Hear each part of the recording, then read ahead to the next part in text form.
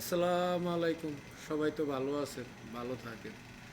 তো এই দেখেন মনে করেন সিরিয়া যে অবস্থা চলতেছে, তাই মনে করেন সিরিয়া তো মনে করেন যে দেখেন এখন মনে করেন যে আগে যে বাসাদার আসার আসিল তারে তো সরাই দিছি। এখন মনে করেন বিদ্রোহীরা ইয়া দেশ দখল করছে। তাহলে মনে করেন যে এখন মনে করেন এই সিরিয়ারে দখল করছে। এখন মনে করেন ইসরায়েলে তো মনে করেন গোলান মালভূমি দখল করে লিয়ে গেছে। এই যে আগে কিছু দখল করছে, এখন পুরাটাই দখল করে লিয়ে গেছে। তো মনে করেন যে এখন মনে করেন যে এই সিরিয়ার অবস্থা এখন মনে করেন বিদ্রোহীরা কি করে, ইরানের বিরুদ্ধেও কথা কয় যে ইরানের কোনো নাক গলানো পছন্দ করবো না, লেবাননের কোনো নাক গলানো পছন্দ করবো না। ঠিক আছে, বেটাগো দেশ, বেটারা নাক গলানো পছন্দ করবে না, ঠিক আছে। কিন্তু যদি ইসরায়েলের লাগা যদি কিছু না কয়, তাহলে তো মনে করেন সমস্যা।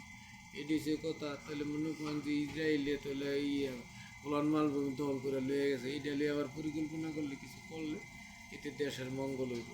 এবং চাই যে এই সিরিয়ার মঙ্গল হোক, ভালো কিছু হোক, মুসলমান দেশ হিসেবে এটাই চাই। সবাই ভালো থাকেন, আল্লাহ হাফিজ।